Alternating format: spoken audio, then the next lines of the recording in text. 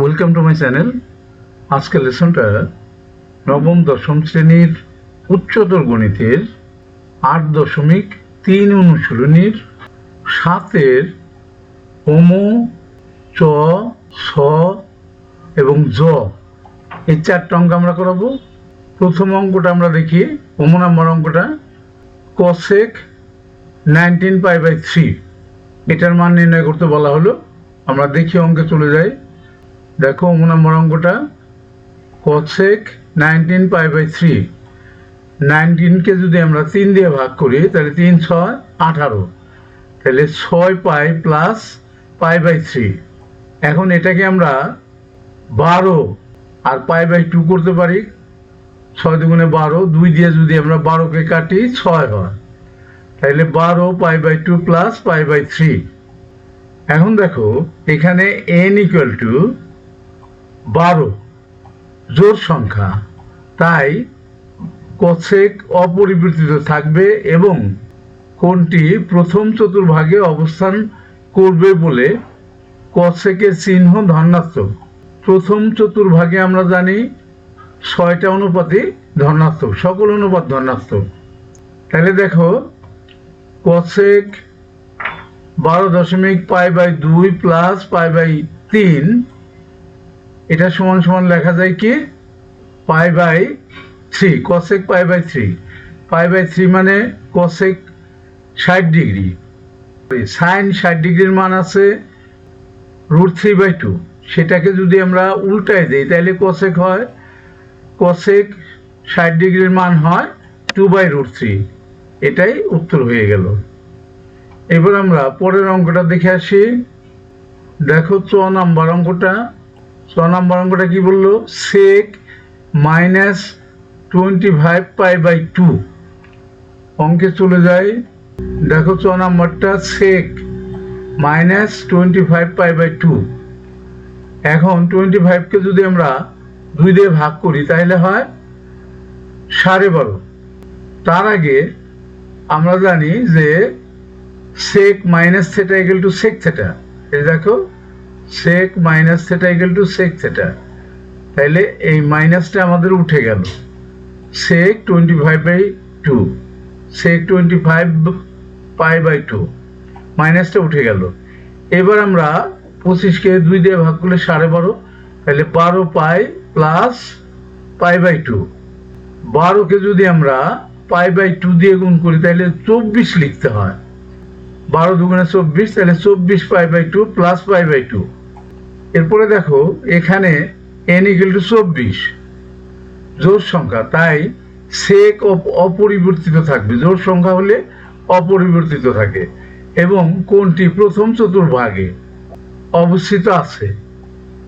কিভাবে প্রথম চতুর্ভাগে অবস্থিত আছে?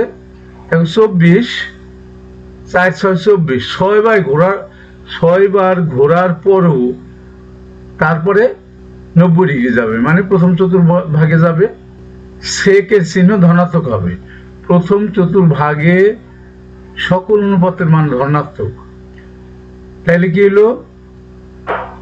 sec π/2 হলো, আর sec π/2 মানে sec 90 ডিগ্রি।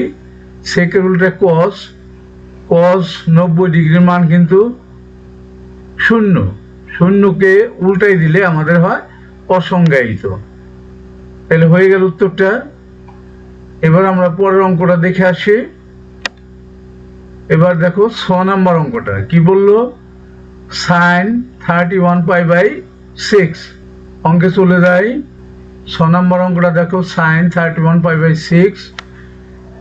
দেখো 31কে 6 দিয়ে ভাগ করলে 5 × 6 = 30, তাহলে 5π প্লাস 31 যেহেতু ছিল, একটা π/6 থাকলো। এটাকে যদি আমরা π/2 দিয়ে গুণ করতে চাই তাহলে আমাদের 10 করতে হয়। 5 × 2 = 10, 10 × π/2 প্লাস π/6। এখানে দেখো এখানে n = 10 জোড় সংখ্যা, তাই সাইন অপরিবর্তিত থাকবে এবং কোণটি অবস্থান তৃতীয় চতুর্ভাগে। কেন?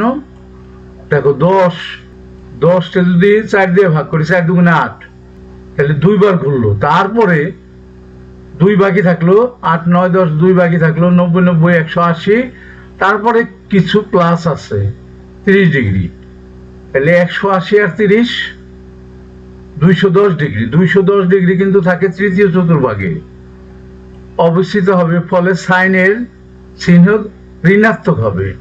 তৃতীয় চতুর্ভাগে কিন্তু শুধু 10 কট ধনাত্মক, বাকি সবাই ঋণাত্মক, এই কারণে কিন্তু এটা ঋণাত্মক হইল।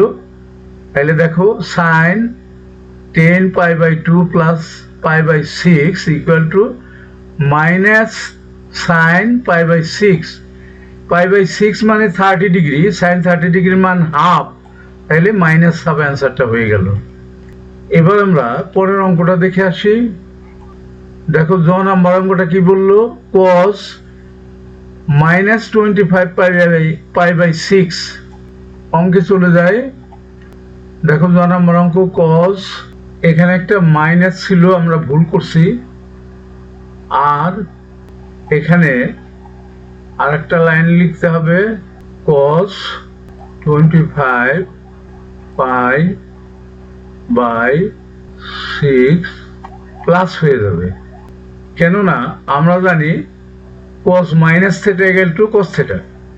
তাহলে দেখো cos মাইনাস থাকলেও সেটা কিন্তু প্লাস হয়ে যাবে, এটা একটু খেয়াল করো, কারণ cos minus theta equal to cos theta. তাহলে এরপরে cos, এখানে আমরা 6 দিয়ে যদি 25 ভাগ করি, 4 6 24, তাহলে 4 π প্লাস π/6, একটা নাম যেহেতু 25 আছে, তাহলে 4 পাইকে যদি আমরা π/2 করি তখন 8 করতে হয়, কেননা 2 দিয়ে 8কে ভাগ করলে 4 হয়। তাহলে 8 π/2 প্লাস π/6, এখানে পাই n ইকুয়াল টু কিন্তু 8 জোড় সংখ্যা, তাই cos অপরিবর্তিত থাকবে, জোড় সংখ্যা থাকলে অপরিবর্তিত থাকে, এবং কোনটি প্রথম চতুর্ভাগে অবস্থান করে বলে cos এর চিহ্ন ধনাত্মক হবে। প্রথম চতুর্ভাগে কিভাবে করে দেখো 8, তাহলে 4 দুগুণে 8, 4 থাকলে একবার ঘুরে, মানে 4টা 90 থাকলে 360 ডিগ্রি একবার ঘুরে আসলো, আর 8টা থাকলে 2বার ঘুরলো, তারপরে যতটুকু বাড়তি 30 ডিগ্রি বাড়তি, তাহলে সেটা অবশ্যই প্রথম চতুর্ভাগে থাকবে, এবং প্রথম চতুর্ভাগে সকল অনুপাত কিন্তু ধনাত্মক, এই জন্য cosটাও ধনাত্মক হলো। তাহলে cos 8 π/2 plus π/6 equal to π/6, cot π/6, π/6 মানে cos 30 ডিগ্রি, sin 60 cos 30 কিন্তু √3/2, অ্যান্সারটা হয়ে গেল। সেই সাথে আজকের লেসনটা কিন্তু শেষ হয়ে গেল। অবশ্যই তোমরা পরবর্তী লেসন দেখবা। See you next.